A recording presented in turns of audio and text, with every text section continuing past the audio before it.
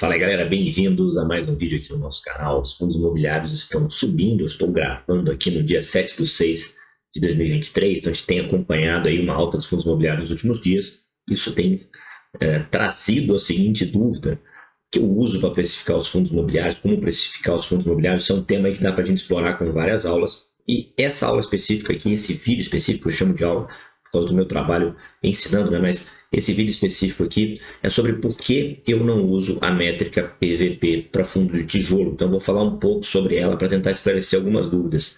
Vou fazer o disclaimer aqui, pessoal, que cada pessoa pode usar o que quiser. Eu conheço analistas profissionais que utilizam o PVP como método primário para precificação de fundo de tijolo. Cada analista vai ter a sua visão de mercado, cada analista vai ter a sua lógica, eu respeito todos eles. Eu vou explicar aqui por que é que eu, Danilo, não utilizo. Não só quando eu ensino, mas também no trabalho que a gente faz de análise para os nossos assinantes. Quem assina a nossa carteira recomendada, os fundos de tijolos não estão precificados utilizando o PVP. E é sobre essa lógica que eu quero falar durante esse vídeo. Então, se você não está inscrito nesse canal aí, dá essa força para esse canal que está começando, se inscreve aqui, depois você comenta o vídeo, compartilha com quem se interessa sobre esse tipo de assunto e ajuda a gente a crescer o canal aqui também. Primeiramente, galera, o que é PVP? PVP é uma métrica que relaciona o preço do ativo pelo valor patrimonial. Você divide o preço do ativo pelo valor patrimonial.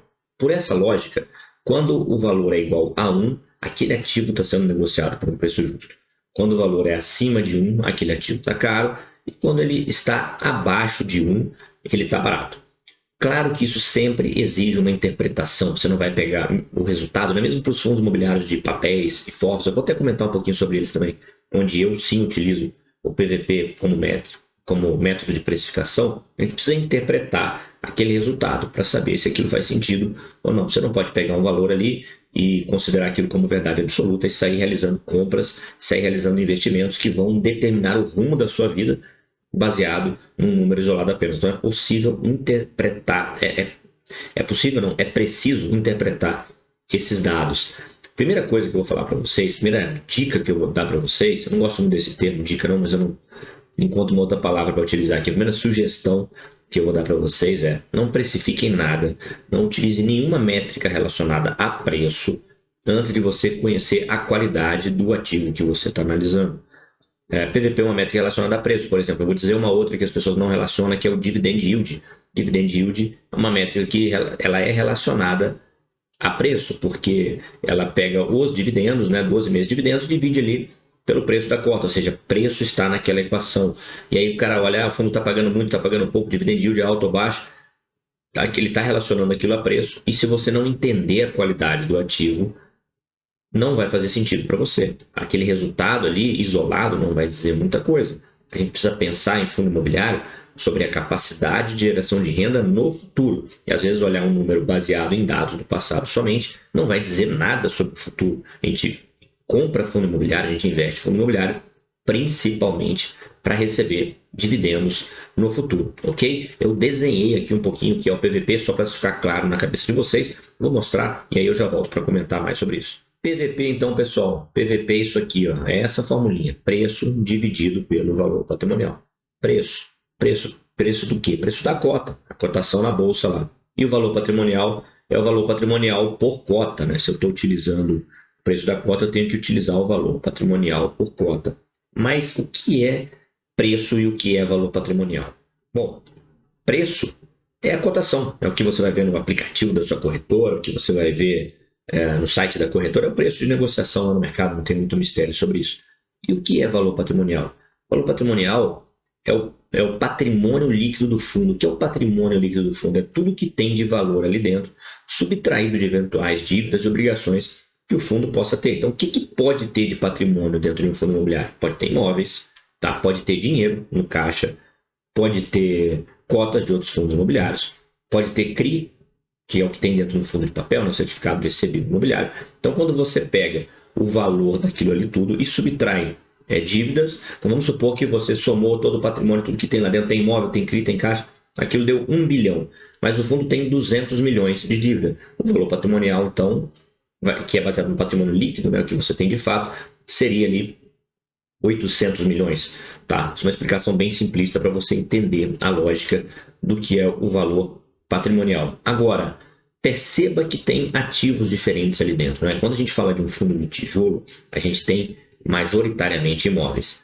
Quando a gente fala de um fundo de papel, a gente tem majoritariamente CRIs. E quando a gente fala de um fundo de fundos, a gente tem basicamente cotas de outros fundos imobiliários ali dentro. O preço desses ativos, para compor o valor patrimonial, antes de chegar no PVP ainda, primeiro preciso saber o patrimônio do fundo. Vários sites dão esse dado pronto, mas vocês precisam entender como é que funciona esse negócio para que vocês possam raciocinar e não pegar um número ali absoluto e criarem uma conclusão em cima daquilo. É preciso entender o preço do patrimônio.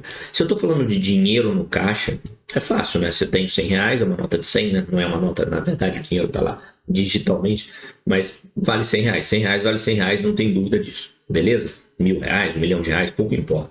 Se eu estou falando de cotas de outros fundos imobiliários, é fácil saber quanto elas valem. Afinal, elas são negociadas em bolsa, ok? Então, aquele valor patrimonial, quando é cotas de outros fundos imobiliários, está muito próximo da realidade. Quando é CRI, os administradores eles possuem métodos ali para calcular o valor que aquele CRI teria no mercado se ele não tiver uma liquidez para que possa ser avaliada essa liquidez, né? Se não está tendo muita negociação em cima daquele CRI, para que não possa ser, para que não seja possível, de tal forma que não seja possível saber quanto ele vale de fato, o administrador tem como calcular isso. Ele tem método de precificação que dá um valor muito próximo. Afinal, o CRI é um título de renda fixa, né? Imobiliária, com aço imobiliário. E em CRI a gente já sabe quanto que vai ser pago, né? Como vai ser pago, quanto vai ser pago de juros por determinado tempo, qual indexador que vai corrigir aquele montante. Então, baseado nesses dados que são concretos, a gente consegue precificar um CRI. O administrador precifica esse CRI de tal forma que ele possa compor o valor patrimonial. É um valor bem próximo da realidade também. Quando a gente vai para imóvel, a coisa é um pouco mais complicada. Pensa o seguinte: quanto vale o seu imóvel? O imóvel que você mora, o seu apartamento, a sua casa, quanto ele vale? É bem possível que você tenha um número aí na sua cabeça. Agora, quando você observa os seus vizinhos vendendo, não necessariamente eles estão vendendo por aquele número que você tem na cabeça. Se você botou na cabeça porque foi o valor que você pagou, porque foi o valor que um corretor te disse, que o seu imóvel, o seu apartamento vale R$700 mil, por exemplo. Quando um vizinho consegue vender por 750, você vai falar, olha, o cara vendeu bem. Quando ele vende por 600 mil, você vai falar, nossa, o cara é burro, né? O cara vendeu barato, está perdendo dinheiro e tal. A verdade é que um ativo imobiliário vale o que o mercado está disposto a pagar naquele momento da venda. Então não é tão simples assim você estimar quanto ele vale. É mais fácil quando é imóvel residencial. Provavelmente no seu prédio tem vários apartamentos iguais ao seu. Na sua rua tem muitas casas bem semelhantes à sua casa. Se for um condomínio, tem muitas casas bem semelhantes à sua casa. Então fica mais fácil chegar num valor aproximado de quanto ele vale. Agora, quando você pensa, por exemplo, um prédio na Faria Lima, o prédio do lado, ele vai ter características completamente diferentes.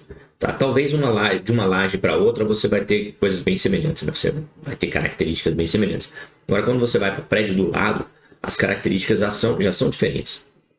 Período ali a data, né, que o prédio foi construído, o material utilizado na obra, as facilidades que o prédio tem, até o valor do condomínio pode influenciar no preço que alguém está disposto ou não a pagar por aquele imóvel. Quando a gente vai para um galpão, imagina, um galpão às vezes não tem um galpão do lado, geralmente não tem um galpão do lado idêntico para você poder fazer essa precificação baseada na última venda. E mesmo que tenha, talvez não tenha tantos negócios assim.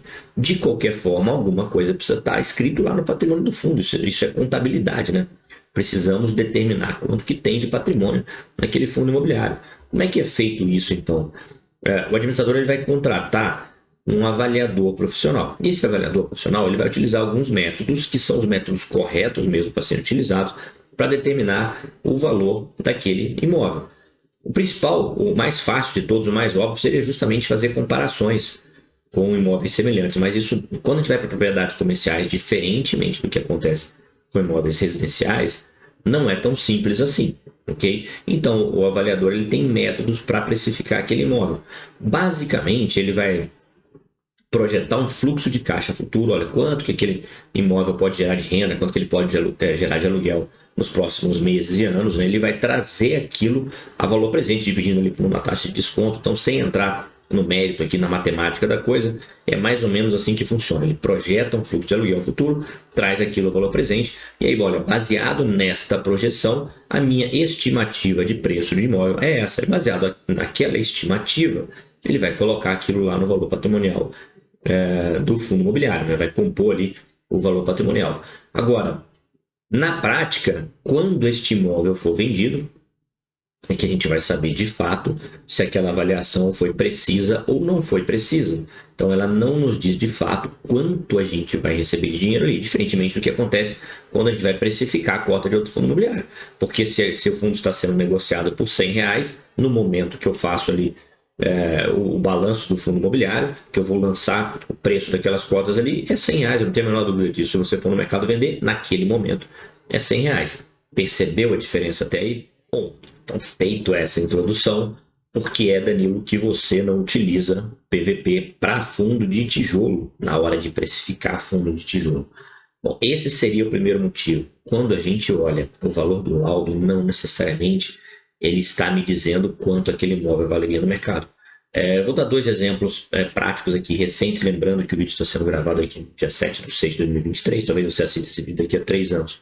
Se você olhar, vamos pegar o BRCO11, o Bresco, ele acabou de vender um galpão em São Paulo e o preço do imóvel foi muito em linha com o valor patrimonial. Então, esse é um fundo que o laudo estava muito preciso de fato. O valor que o fundo foi vendido ali no mercado, muito semelhante. Mas quando a gente olha a maioria das vendas recentes de outros fundos imobiliários, não é isso que vem acontecendo. Eu vou pegar um exemplo para que você, de um fundo que fez várias vendas para que você venha olhando aí o passado dele e puxando fatos relevantes caso você queira. Lembrando que a gente está gravando aqui em 7/6/2023, então isso vai facilitar a sua vida. Olha lá o HGRU11, por exemplo. Ele vem realizando a venda de alguns imóveis e a venda desses imóveis, o preço de venda desse imóvel não tem relação com o valor patrimonial. Quando você vai vender qualquer imóvel, quem já vendeu um imóvel sabe disso, que vai ser pago o que o vendedor está disposto a pagar. Você pode até não querer vender, aí é seu direito de não querer vender, mas o preço não é o que está no papel. Olha, aqui está escrito que vale 800 mil, mas eu só pago 700. Então é isso, ou você vende por 700 ou você não faz o negócio. Fundos imobiliários vem vendendo abaixo ali do valor do laudo, vem obtendo lucro, porque esse valor aqui da venda é acima do valor de compra, é ultra realidade, não é necessariamente uma coisa que não está amarrada à outra. Então, quando ele vende para um valor acima do valor de compra, ele obtém lucro, consegue distribuir aquele dividendo ali para os cotistas e recomprar um novo imóvel com o valor do principal, por exemplo, ou reinvestir de outra forma. Então, o primeiro motivo de eu não utilizar é que quando a gente olha na prática, o valor do laudo não necessariamente está coincidente com o valor das vendas realizadas ali no mercado. Beleza? Ok. E se tivesse?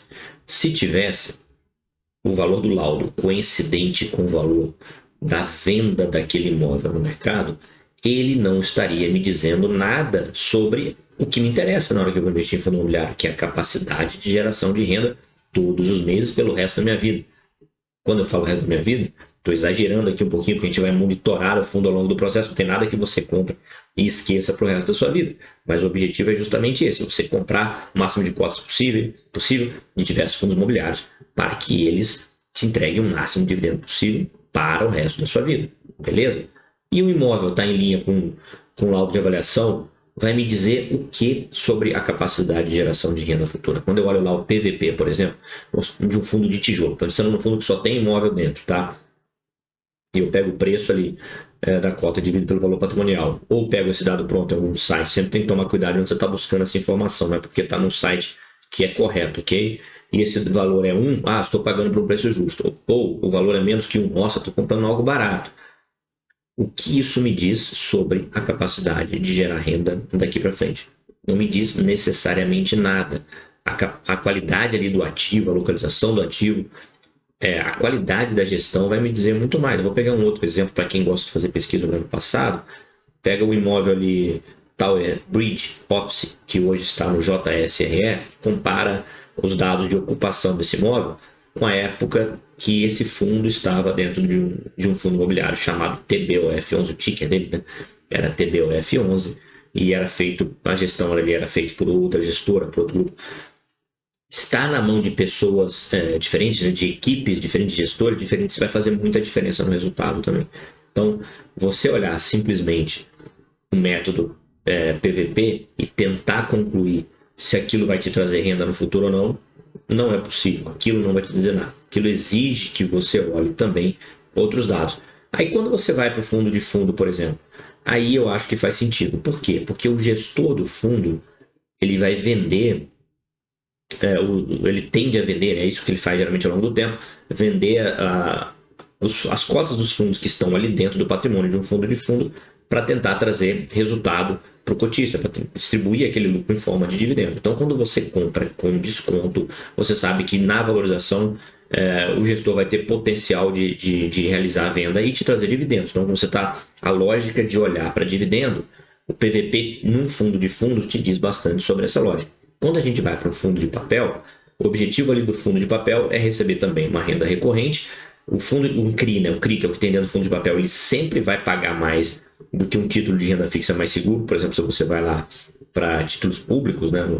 Olha lá no site do Tesouro Direto, por exemplo, o CRI sempre vai pagar mais. Por quê? Porque tem mais risco, desde que você compre por um preço justo. Então, se você compra ali no preço justo, você tem certeza que você vai receber uma renda maior, e aí a sua análise vai ser muito mais qualitativa. Se você compra abaixo do VP, você tem margem de segurança, margem de erro ali naquela análise, ok? Eu faço vídeos aqui, prometo, depois entrando mais em detalhes do PVP para fundos de fundos e fundos de papéis, mas voltando aqui ao tijolo, que é o objetivo desse vídeo, por que é que eu não utilizo? Porque basicamente ele não me diz nada sobre o que me interessa, principalmente na hora que eu estou analisando no fundo de tijolo, que é a capacidade de geração de renda no futuro. Então o que eu uso geralmente, tá? Isso também dá assunto para um outro vídeo. Eu projeto o fluxo de caixa do fundo e não do imóvel específico. Eu não invisto em fundo que tem um imóvel só, e também não fazemos recomendações lá na minha casa de análise de fundos imobiliários que tem um imóvel só. São sempre fundos que têm vários imóveis para ter segurança ali para o investidor. Então a gente faz uma projeção daquele fluxo de dividendos do fundo e não do imóvel e traz aquilo ao valor presente. Então a gente precifica o fundo imobiliário como um todo e não necessariamente o valor de laudo de avaliação do imóvel que está ali dentro. Beleza? Essa é a minha lógica para não utilização do PVP nos fundos de tijolos. Acho que vale como um método secundário, tá? Eu acho que ele vale como um método secundário para você fazer comparações. Afinal, você nunca estuda o fundo que você vai investir. O pessoal me pergunta muito lá no Instagram. Aliás, se você não me segue no Instagram, me siga lá, tá? Minhas redes sociais estão aqui embaixo.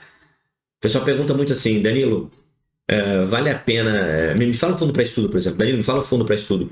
Eu sei que aquilo ali é malandragem, né? O cara ele quer um fundo que é para comprar. Mas pensa o seguinte, a gente nunca estuda o fundo que a gente vai comprar. Só depois que a gente estuda que eu vou saber se eu vou comprar aquilo ou não. Então eu estou estudando um fundo de galpão, por exemplo. Estou estudando lá o LVBI, o HGLG, o Bresco, que eu citei aqui. Estou estudando alguns fundos de galpões. E aí eu vou chegando ali à conclusão, eu vou eliminando uns, vou ficando com outros, vou concluindo ali que eles têm qualidade de gestão semelhante, imóveis são bons. Eu posso utilizar o PVP para uma métrica de desempate. Outra coisa, eu uso o PVP para... O PVP vai te chamar a atenção, né? Quando você está olhando vários fundos lá, você vai ver um PVP muito diferente. Por exemplo, se você pegar o BRCR11, que é um fundo de lajes corporativas hoje, você vai ver que o PVP dele está muito abaixo da média dos fundos de lajes. Então, aquilo vai te chamar a atenção. Opa, peraí, o que tem nesse fundo? O que está acontecendo? Deixa eu dar uma estudada aqui para eu entender o que está acontecendo. Então, nesse ponto, para isso, eu acho que faz muito sentido. Mais uma vez aqui, com todo respeito aos meus grandes amigos analistas que utilizam o PVP como método primário, a vários deles aí eu confiaria minha carteira de olhos fechados, mas essa não é a minha lógica e não é a lógica que eu aplico nas análises que eu faço aqui na Ticker. Depois você comenta aqui para mim o que você acha disso, se isso faz sentido para você, se você aprendeu alguma coisa com esse vídeo, retribua aí dando o seu like e fazendo a sua inscrição nesse canal para me dar aquela força para crescer, beleza? Não deixa de me seguir no Twitter, no Instagram também, @DaniloG Bastos. E até o próximo vídeo.